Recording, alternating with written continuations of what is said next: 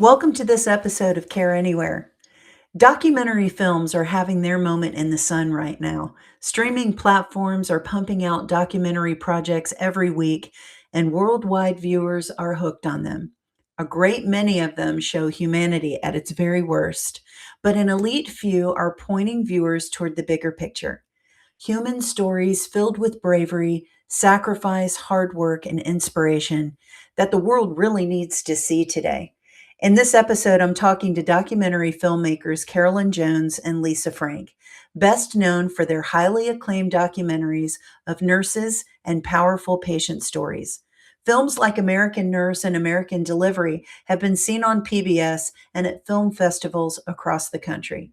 We talk about their passion for these projects, what inspired them to seek them out, and the new documentary they're making on nurse migration, which we're proud to be supporting at True Merit. Stick around at the end of this episode for a sneak peek of that film. This episode starts now. In this podcast, we're setting the table for some powerful discussions with nurses, allied health professionals, regulators, tech innovators, and other thought leaders across the globe. Welcome to Care Anywhere, the Global Health Workforce Podcast, brought to you by True Merit. Welcome back, everybody, to Care Anywhere. I'm your host, Lea Sims, and I am joined today by two incredible documentary filmmakers, Carolyn Jones and Lisa Frank. So excited to talk with them today about their work and their passion for nursing and their projects. Carolyn, Lisa, welcome to the podcast. So glad to have you today. Love for you to introduce yourselves to our audience. Tell everybody a little bit about yourselves and kind of how you got here. Sure. Fantastic. Well, I'll jump in. This is Carolyn Jones. I'm a director and a producer and a photographer, actually. My background is photography, books, and short films mostly for a long time. I published 4 different books, always looking at either issues that women are dealing with, or my first book was called Living Proof Courage in the Face of AIDS, looking for stories that could inspire us of people dealing with things that we don't like to talk about. And also always with an eye on the role that women play in society. And that sort of formed my work. I fell in love with nursing about 16 years ago and jumped into the world of nursing with a book. And that turned into 4 documentary films. And it's just been an extraordinary journey that's opened my heart to the profession in a way I never anticipated. Amazing. Amazing. Can't wait to dive in on that. Lisa. Thanks, Leah. My name's Lisa Frank, and I'm a documentary producer. I started working on documentaries at the beginning of my career. I had lived in Paris for a couple of years, and so I started working on a French documentary about the presidential elections in France at the time. And then cut a few years later when I met Carolyn, we were looking at stories about people all around the world. So we really had this global perspective, working on projects for the 100 People Foundation, which is a global education nonprofit that Carolyn had founded. So that was where things started when I was collaborating with Carolyn in the early days. And then at some point, we shifted over to this focus of healthcare and nursing. And we've been working together on films related to healthcare over the last 15 years. So it's really been quite a journey. We've learned so much about this profession that, that we aren't nurses. So we're outsiders, and we're excited to talk to you more about that. Well, I'm excited to hear about it, as our audience is, I'm sure. So let's start there. Your work has spanned stories from nurses across the U.S. to global health issues like maternal mortality. What first drew you? Both of you talked about you eventually focused on nursing and healthcare. What was the start of that? How did you get started? What drew you to that? Was it an initial project? I think, Carolyn, you mentioned a book was maybe the first point in the journey that got you there. Yeah, absolutely. Well, I guess part of what sparked my interest in nursing was I had a great nurse when I was dealing with breast cancer a number of years ago. And she was really the one who got me through it. And so a few years after that, I was asked to do a book about nurses. And honestly, as Lisa said, we were working on a nonprofit foundation, and we thought, well, this sounds interesting. I've always been interested since I had a great nurse who they are and what their DNA is. So we traveled all across the country and interviewed and photographed over 100 nurses. And that collection turned into a book called The American Nurse. And it was just really eye-opening to go to, we went all over. We went to examine the prison systems, returning war veterans, poverty in the Appalachian Mountains, a nursing home in Wisconsin that uses animals for animal therapy, just all different kinds of nurses from all walks of life. And it was like it got under my skin. It just kind of bit me because I've spent my life interviewing people and talking to people. But when I sat down with nurses, there was a truth, an openness, an ability to be able to talk about anything that really matters and a holistic way of looking at the world. So I don't know that it's so much that we fell in love with the profession, but I definitely fell in love with the way nurses see the world, and I wanted other people to see what we saw. I also think we were so lucky with that project because we had total freedom to do the research how we wanted to do it and to sort of map out the journey how we wanted to map it out. It helped enormously that we weren't nurses, I think, because we didn't know anything. And so, it's kind of like an idiotic question. We were like, let's find the weirdest kinds of nurses out there and let's go follow them. And then we said things like, what county in the United States has the highest concentration of elderly people? Let's go there and look at what that story is like. So we found the place in Florida, with the highest concentration. Yes, no surprise. Exactly. So it was those kinds of things. We went to the largest maximum security prison in America, which is the Louisiana State Penitentiary, and looked at what nursing looks like there within that system. So it just gave us so much freedom to explore all of these topics. As Carolyn said, it wasn't really about, what makes a nurse initially. It was really about America, healthcare, poverty, all of these different issues. But it was an amazing lens to get into all of these individual stories, through nurses and nurses introducing us then to patients and communities. Yeah. It sounds like excavating the unique and the different, or even the common, but not well known in what you're saying, which is very powerful.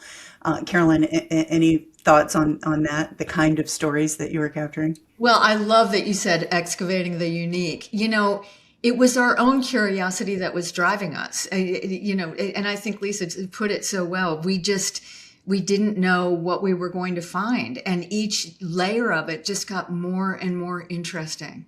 So just couldn't let it go. I kept thinking, we're just going to do this book and then we're going to get back to our foundation and do what we do. And that was 16 years ago.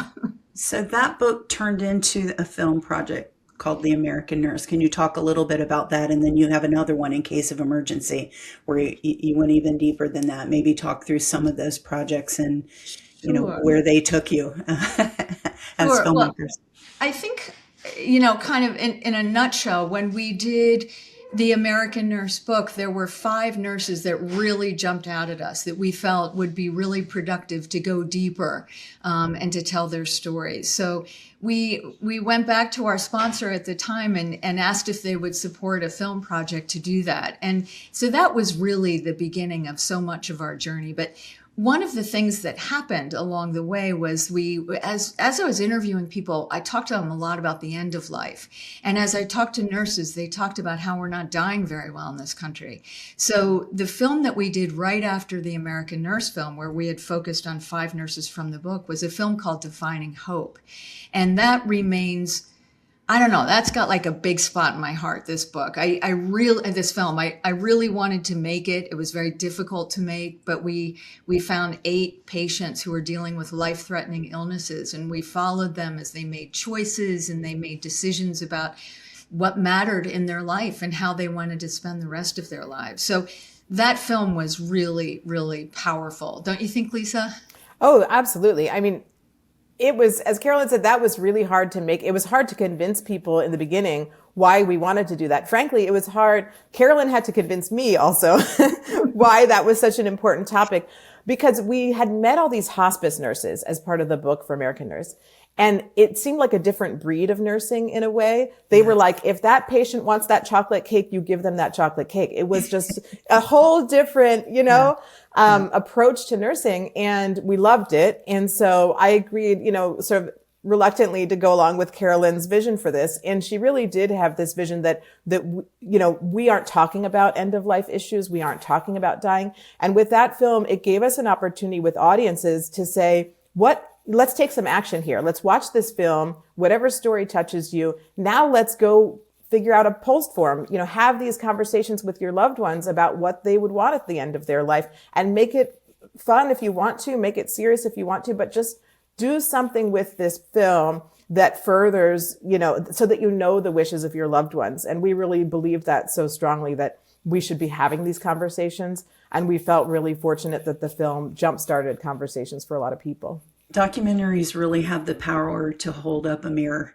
and sort of force us in a way to look at things and acknowledge things that maybe we don't want to talk about. Death is one of them, and dying particularly. People are probably more interested in watching birth documentaries than dying documentaries, but both of them are so important. And the power of hospice nurses telling that story, who are walking people through such a powerful transitional stage of their life, is incredible. I love that. Love that. But you know what was interesting about it, Lea? Everybody was like, "Oh, you're doing a book about death. I mean, you're doing a film about death for 2 years. What's that like? That must be really dark." Yeah. It was never dark. The whole film was about what makes life worth living. It was one of the most beautiful experiences I've ever had in my life, and I learned so much from it that was so valuable. As Lisa said, we don't want to talk about death. In fact, we had a really hard time raising the funds to make this film. Nobody wanted to get behind it.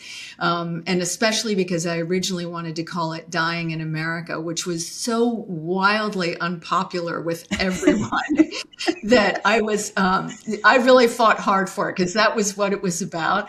But I was convinced, and this is where Lisa and I work really well together, that it wasn't going to fly, and nobody was going to go to a film called Dying in America. And so we changed it to Defining Hope, which was a much more accurate title for the film, because that's really what it was all about, was how do you define hope? What are you hoping for? Are you hoping to live long enough to be there to make it to your daughter's wedding? Or you hope to leave something really valuable behind? Are you hoping to have a good death? What are you hoping for? So it got into these really rich conversations. I bet. Your films have been seen by millions of people. I'm sure the films you make resonate with the audiences that are connected to those stories, whether it's nursing or other healthcare providers. But your films have been seen by millions on PBS and the U.S. State Department's American Film Showcase, screened at festivals, and kudos to both of you, because that's an incredible journey to have been on. How have audiences outside of the nursing community, or the communities that you're filming, or the professions that you're focused on, responded to these stories? What's been the response from people outside of healthcare? I've been delighted with how people react to the films. For me, and this is a long answer to your question, but I think that our job as documentarians is to ask the right questions, to open doors to conversations, to provoke the right questions. And I feel like our films have done that. I think that very often a film will be screened and people will dig into their soul and talk about their own personal experience. And it makes this kind of community energy that happens. And so I think that the public has, if they have any connection to nursing at all, like, oh, my mom was a nurse, or my aunt was a nurse, or, any connection, or they had a great nurse, then they get everyone's a patient. So everybody's a patient at some point. Connection with the nurse. Yeah. And I do think they get great insight. We're not out there to teach what the profession of nursing is about. We're really, one of my underlying goals with every single film we do is to raise awareness about the role that nurses play in our society, pay more attention to it, because I think they have this invaluable knowledge that nobody else has quite like that. So I'm always interested in that. But I find that the reaction to the public is incredibly personal and usually very emotional. Yeah, I would say we have, if I were going to simplify, we have two films more about nurses and two that are more about patients. And so The American Nurse and In Case of Emergency, I think, follow those nurse stories a little more closely. And with Defining Hope and our more recent film, American Delivery, it's really about those patient experiences. And I shouldn't even say patients, they're just people. And with American Delivery, a film about maternal health, audiences, particularly women, but also men, anyone who has been through having a baby, having a loved one that had a baby, they can relate to one of those stories. And so I think particularly for women who might have had any type of difficulties throughout that journey, there are a lot of tears, but there's also so much joy because we're seeing these amazing moments of babies coming into the world. And so how can that not put a smile on your face? But I just think it's what you said, Leah, documentaries, you're holding up a mirror. And so you're in the audience and one story might not connect with you and another one really will, because that'll remind you of some personal experience that you've had. And that's the power of any film, really. Absolutely. I know what I've seen of your work. I've connected, even though I'm not a nurse, I've connected to it in very personal ways, which we've talked about. So let's talk about the process a little bit, because I want you to share, there's a lot of trust that you have to build with people that you're filming, and you're stepping into their vulnerable personal spaces, and they're inviting you to do that and to film them.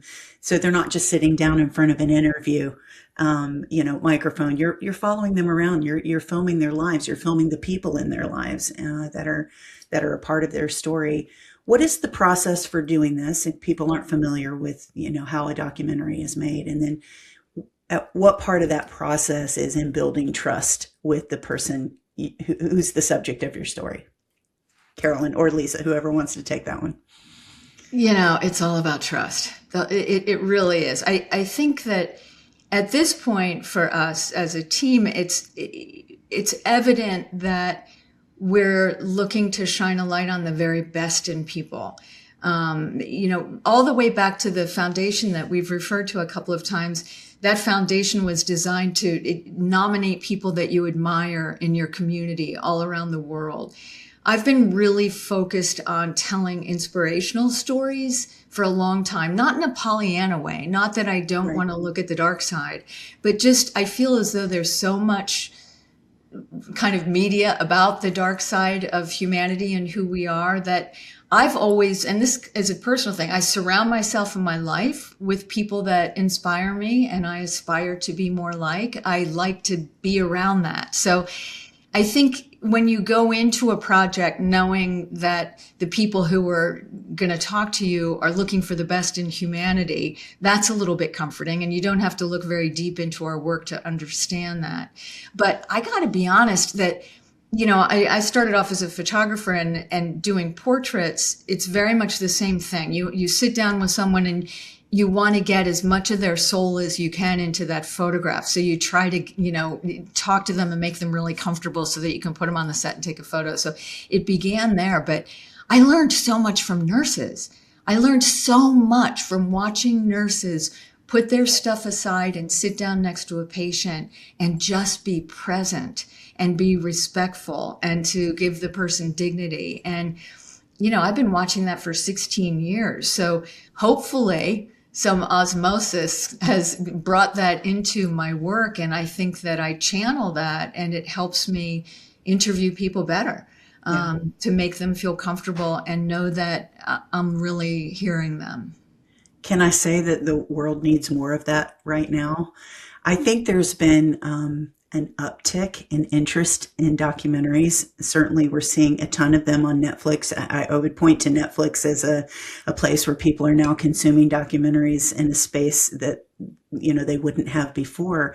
But so many of them are focused on dark stories and horrible things, and people need to be aware of those things. But I would say, just to tag on to what you said, I'm really glad that you're making documentaries that are real, not sugar coated, but are inspiring and give people hope about what humanity can look like when we do it well, when we're serving each other, when we are, nurses are a great example of setting aside self to care for people and communities. So just thought I would say, it occurred to me as you were saying that, that's not exactly what we're seeing a lot of in the, popularity of documentaries right now. So I think it's important that these exist in the midst of that. And, Leah, I couldn't agree more. Wait, but there are great people out there doing great things. We're just not hearing about it. Yep. But they're there. And I wish there were more people that were focused on the good things that people do, because nurses are amazing. And the way they care for us and care for communities, they're wonderful stories. I always say with nurses, we kind of hit the jackpot for great storytelling, because it's all so authentic and it's all so real. And we don't do any kind of reenactment. So everything that's in our films actually happens. And, we were actually there to capture it. So I just feel really lucky that we get to tell these stories. I will say that with American Delivery, that was particularly challenging to gain the trust of the patients, because these are women about to have a baby, and we're saying, hey, can we film that? Yes. So that took a certain amount of conversation, and of course, making everyone comfortable that, the angle that we're going to film is going to be very beautiful and not, and so there were a lot of conversations that way, not only with the women themselves, with their husbands, their family members, making sure that everybody that's part of that family is comfortable with what we're going to film. But in addition to that, we spend a lot of time with people. That's, of course, like number one to gaining trust is spending time. Yeah. And then when somebody has shared something really intimate with us, we show them the footage first. That is something that we do. I don't know if every documentary filmmaker does that. I think that increasingly that's part of the ethical practice within documentary filmmaking, is to make sure that the subjects in no way feel exploited, taken advantage of, that they feel that their story is being told accurately. So that's really always been so important to us as well. So we show them the footage first, and we've never had anyone not sign off on it. Everyone feels, once they feel comfortable, and then we can proceed with the edit. So that's a big part of our process. Yeah. That's a great lead into my next question. For all our nurses that are listening, and our audience is primarily global nurses and healthcare workers, and those that are tied to their education and training and work in the world. They're facing a lot of challenges right now. Global critical shortages, under-resourced in most countries, limited career path trajectories and options. A lot of them having to really think about where in the world they can work and thrive. How do you balance portraying, and you touched on it briefly, Carolyn, how do you balance portraying both the intensity and the struggle of their profession while also celebrating their humanity, their resilience, their big dreams, their hard work, all of the things that I associate with nurses, and really a lot of people in healthcare. But you talk about a group of people that are overcomers, that have really worked hard to have a voice at the table, policy decisions, still fighting for that in many areas of the world. How do you strike that balance? And when you're filming and you're really looking at that footage and what ends up on the cutting room floor, what makes it into your film, what are you looking for to strike that balance? Well, look, it's tough. It's a difficult profession. There are a lot of things that are problematic in it. We know that. There's an enormous amount of burnout. We know nurses are struggling. I just really believe with all my heart that great change happens when we look at what we can do and what is happening that's positive. And I feel like, again, it's like, what, as a documentarian, what role do you want to play in the world out there, right? And I feel as though there's some really, really great films that touch on the difficulties of nursing and how tough it really is. And that's just not the role I choose to take. The role that I want to show is how complicated it is and who the nurses are caring for and why that's important. But I want to show the value in nurses. And I think we have to do that in a positive way. I think we have to convince not just the public, but doctors and legislators and, right, people all across the board need to see what nurses actually contribute. And I just happen to believe that if we present it in a positive way, and our nurses, the nurses in our films are, they're entertaining, they're charming, they're wonderful at what they do, and they're also smart and good at what they do, that I really believe that that's the best way to make change, is to get people to see through their lens. I was just going to say that, we didn't set out to tell stories of nurses in leadership roles, but so many of the nurses in our films are, even if their job title is bedside nurse in XYZ department, they're doing things that are so innovative. And I think of In Case of Emergency, our film about emergency department nurses, and we followed Kathleen Robinson, who was a nurse leader there, and she was training all the young nurses. And she was just so powerful. If you watched Kathleen in this film, there is no way you wouldn't think, she should be in every boardroom all across America, because she just understands so much about how we think, how patients think, what their needs are, and thinking of them holistically. And she's moved on to more leadership roles in her career since that time. But we've just been lucky to get to showcase some of those stories as well. I saw you guys do that at the International Council of Nurses conference last year when we were in Helsinki. And the power of that storytelling, the power of media, and I know you touched on that, Carolyn, in this session with Howard Catton, their CEO, that film has the power to tell in 30 minutes or 45 minutes what many, many conversations might take otherwise, right? Like it accelerates awareness, and it can accelerate the dialogue in a way that nothing else can. And I think people were waking up to that. Even in that session, people were saying, wow, I got out of that short clip of a video more than I could maybe have gotten sitting in conference sessions or webinars or many other ways that people communicate these things. Thoughts on that? Because I think we all kind of had an aha moment when we thought this is more powerful than just it's a really good movie and you might be able to relate to it, right? I just really believe in the power of storytelling, because we remember we're all human and we have this place where we connect, and it's how we learn and it's how we progress, and it's kind of what will make us understand one another better. So I think to take, I'm all about taking the edge off of everything and really just looking at, the beauty of what's in front of us. And I know that ends up sounding a little woo-woo at some point, but there is this age-old way of storytelling that does change minds, and it helps you remember who you've seen and feel something. And I think when you feel an emotion, or you laugh or you cry a little bit or whatever it is, it just gets under your skin in a different way than, a graph on a PowerPoint. But everything has its own place. I hope that our work kind of underscores what the information people are trying to get across. It does. It's powerful. Lisa.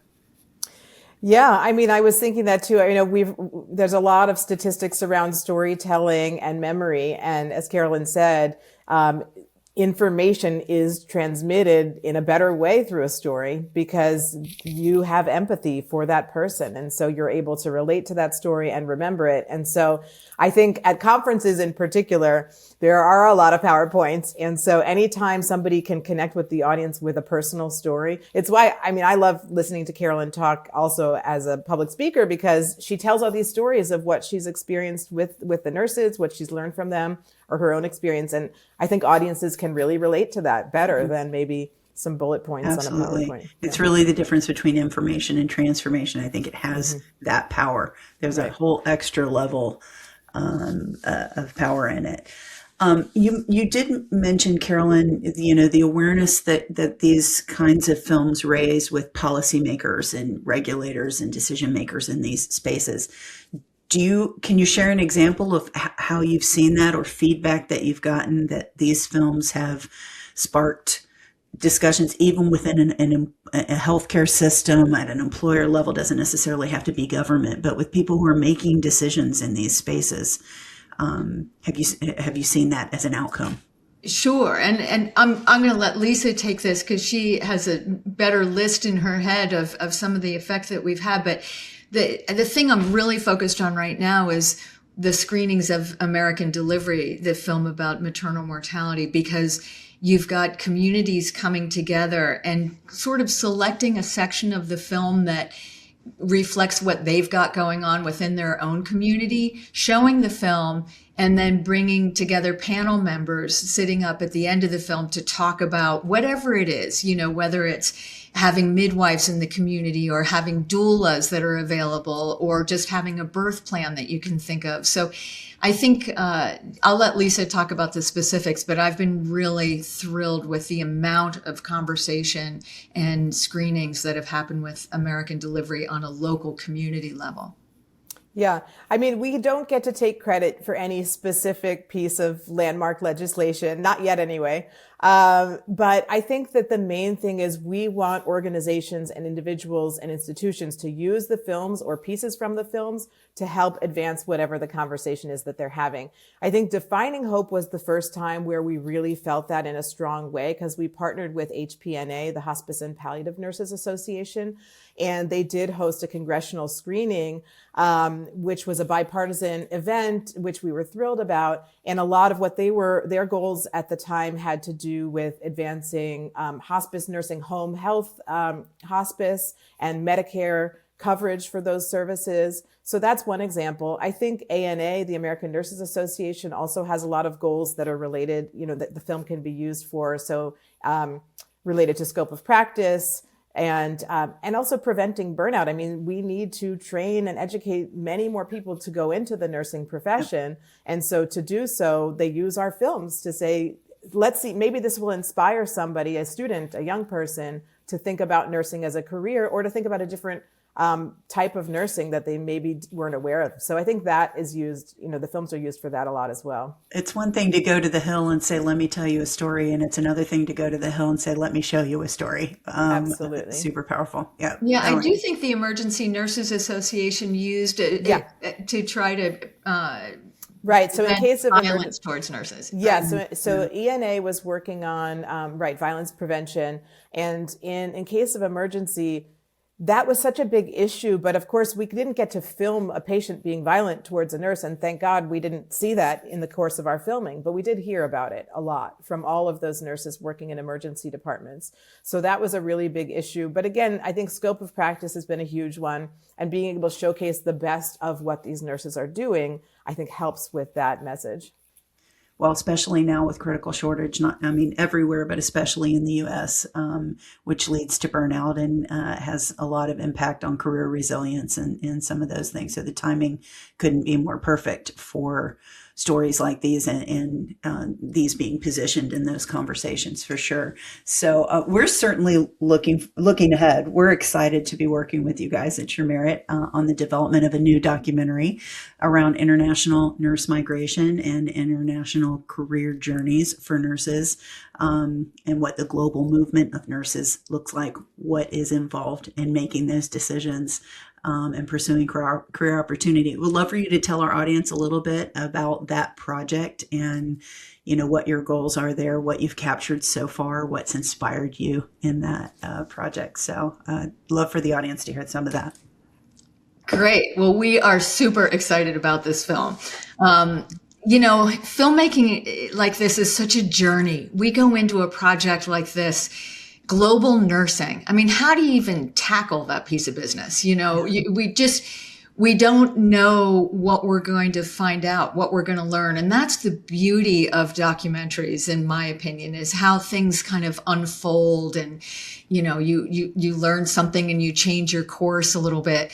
So again, we started this knowing very, very little, but Lisa did an enormous amount of research trying to find nurses around the country. We ended up around the world, finding 3 different nurses.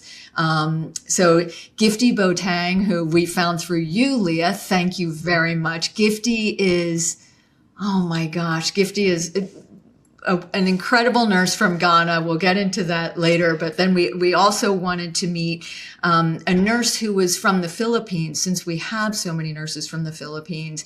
And we were able to find a young nurse who was still there and hadn't come to the United States, but was on her way.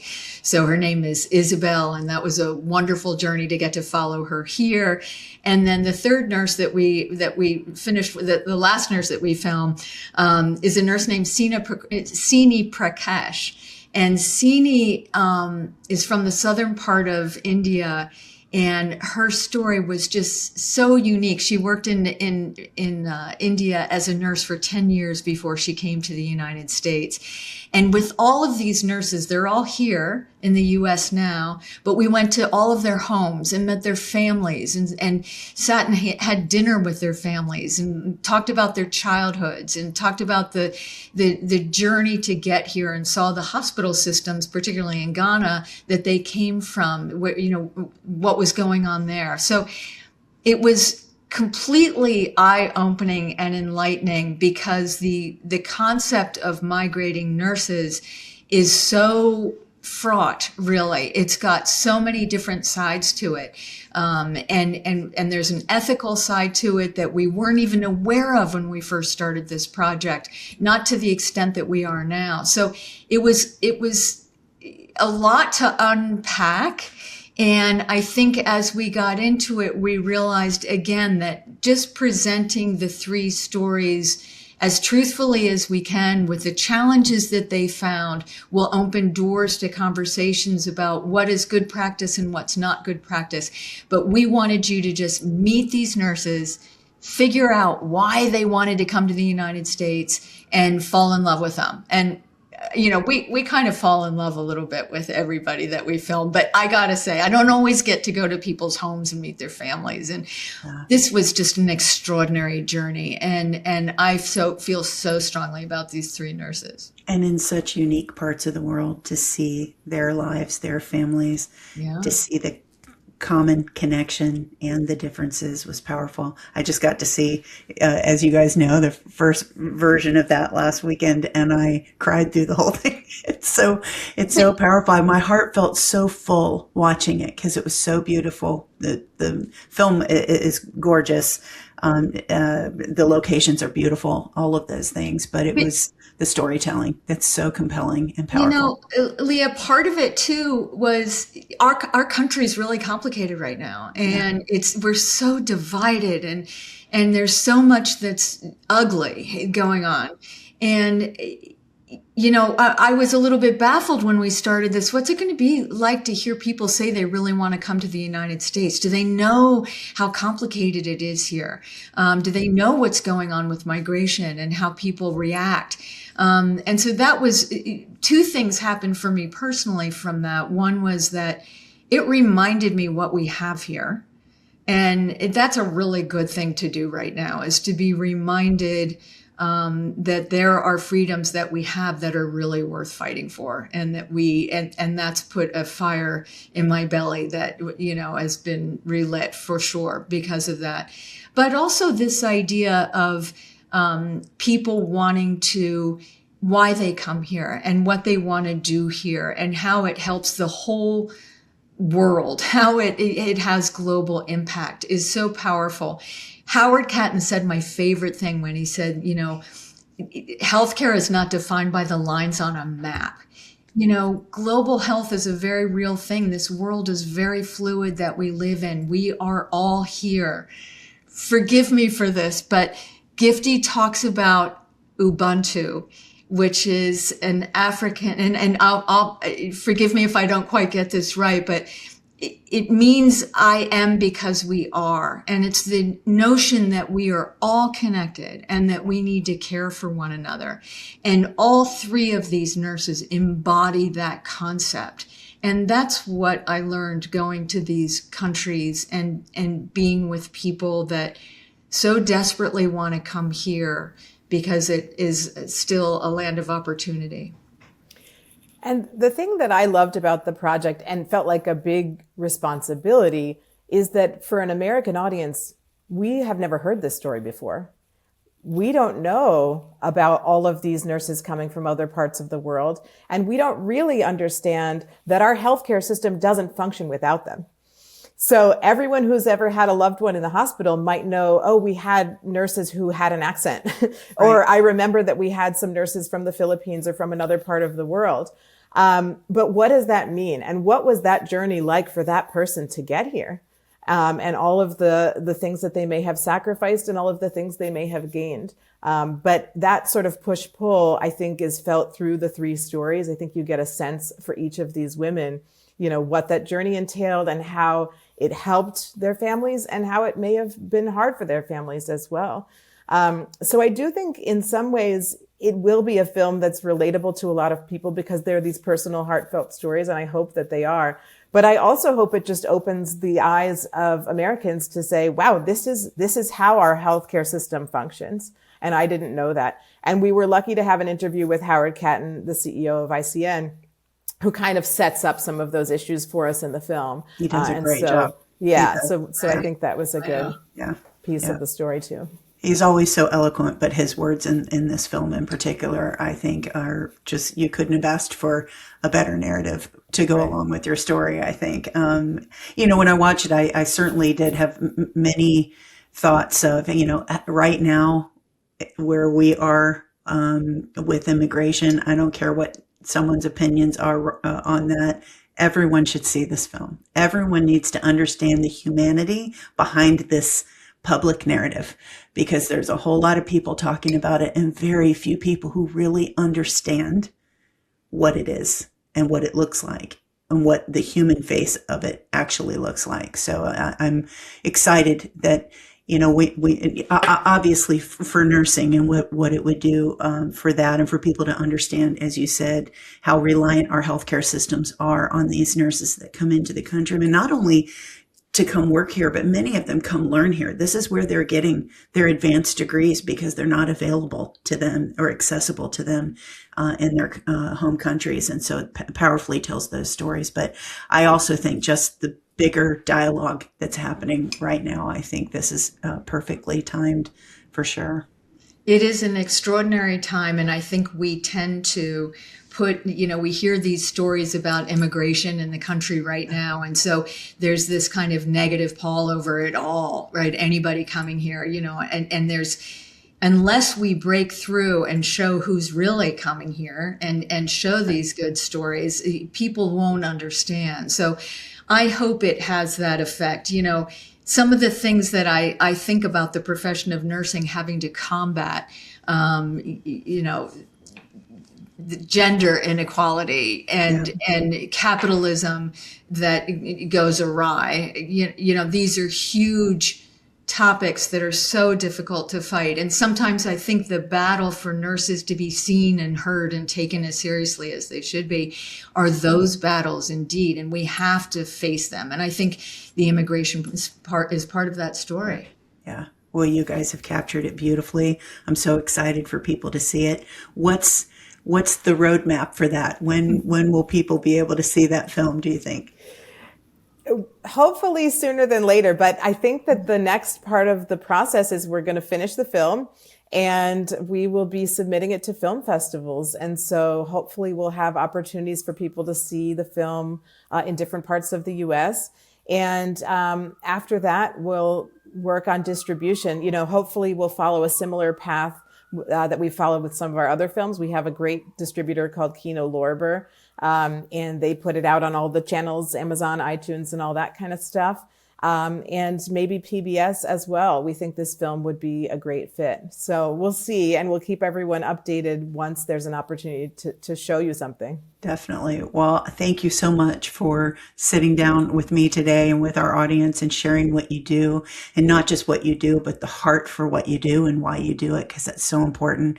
It certainly, in my mind, is the heartbeat behind good documentaries, is that somebody cares to find out, someone cares enough to capture the story and to go get it. So congratulations to both of you for all your work and the excellence of it. Truly, it's so powerful, and we're very honored and proud and excited to partner with you on this project. Where can people find your current films if they want to go watch them. Maybe they haven't seen American Nurse or American Delivery or the others that you talked about. Can they go find them and watch them? Yeah, I mean, I think the best place for people to go is AmericanNurseProject.com, because that's kind of the home base for everything that we've done. And that gives you access to like see all the trailers for the film and decide what you want to see. And then that will lead you to, you know, Amazon or Kino Lorber or any of the other ways to see the films. Yeah. Wonderful. Carolyn, Lisa, thank you so much for joining me today. This was a great conversation. So excited to have you. Thank you, Appreciate it. Leah. Thank you so Thank much. you. Absolutely. All right, everybody, that's the end of an amazing episode. If you've listened this far, you were as compelled as I was by this story. So we're excited that you're here. Don't forget to subscribe, and we'll see you on the next episode of Care Anywhere.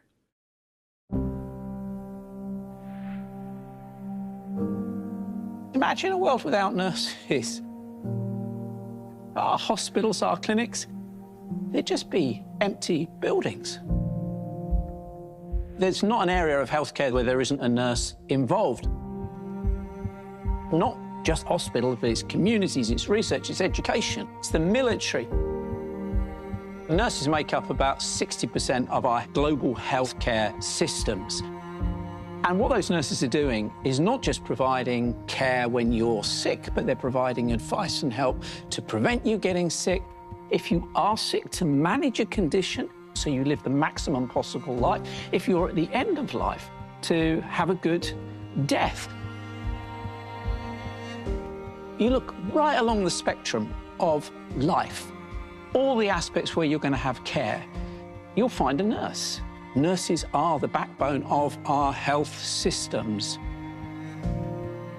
But the World Health Organization reports that we have a global shortage of nurses.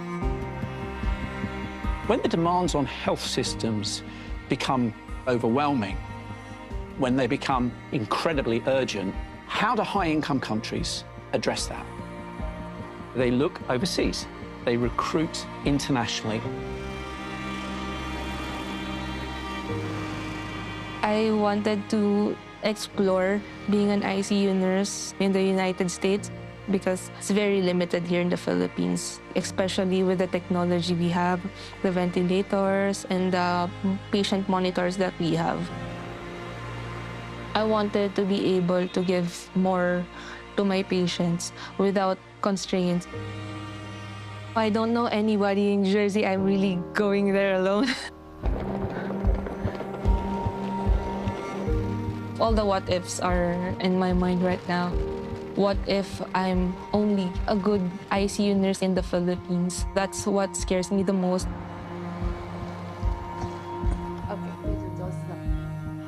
I came from South Korea 30 years ago. I totally understand her. She's so brave. She come herself. Boom. Language is totally different. And the electric charting, so difficult. She's learning so quickly, and I can give her all my knowledge, all my trick, and make her successful. Nurses have always moved and migrated. There is intrinsically great value in migration and in movement. The sharing, the learning, working in other systems. But if we're committed to ethical recruitment, there has to be mutual benefit. There has to be some give back commensurate with what is being lost. And the ratio of nurses to population around the world varies hugely. There are many countries who are losing nurses that they can ill afford to. On average, about 500 nurses are leaving every month. Every month. We are also having to deal with the dilemma of how to recruit our nurses who are at home, fully qualified to practice, but they have not gotten placement in a public hospital. When you pass your exams, you have to wait for the government to post you. You can be waiting for 4 years, 5 years, and the family will see you as not being useful.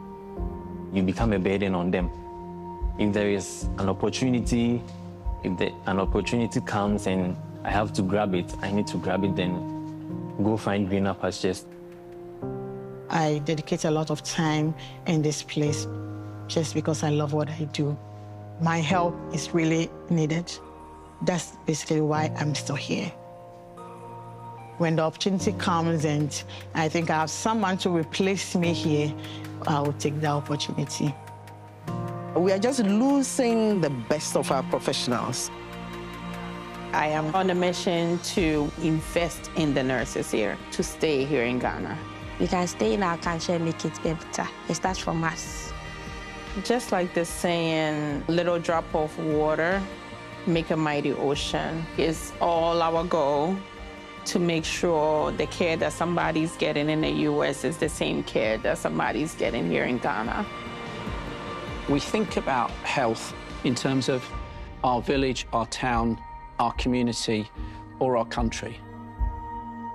But good health isn't made on the basis of where lines on a map are drawn.